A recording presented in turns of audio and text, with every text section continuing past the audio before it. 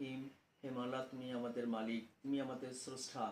1952 সালের 21শে ফেব্রুয়ারি ভাষার জন্য সালাম, রফিক, জব্বার, শফিক, বরকত সহ আমরা যেন অনেকেই শহীদ হয়েছে। এই ভাষার জন্য তাদের রুহের মাগফিরাত কামনা করছি। হে মাওলা, এই ভাষার জন্য আরও যারা শহীদ হয়েছে, সেদিন আহত হয়েছে, তাদের সকলের রুহের মাগফিরাত কামনা করছি।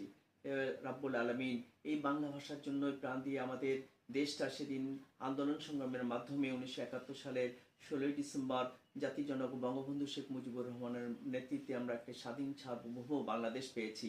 সেটিও হয়েছে বাংলাদেশ এই বাংলা ভাষার জন্য, সেই 52 সালের বাংলা ভাষার আন্দোলনের জন্য। সেই জন্য এই বাংলা ভাষার মর্যাদা রক্ষার জন্য আমরা যারা বাংলাদেশের মানুষ আছি, মুক্তিযুদ্ধের পক্ষে সকলকে তুমি ভালো রাখো, সুস্থ রাখো। এই আন্দোলন সংগ্রাম করতে যে দীর্ঘদিন এই ভাষার জন্য, এই দেশের জন্য আন্দোলন সংগ্রাম করতে যে সকল মুক্তিযোদ্ধারা শহীদ হয়েছে, তাদের সকলের রুহের মাগফিরাত কামনা করছি।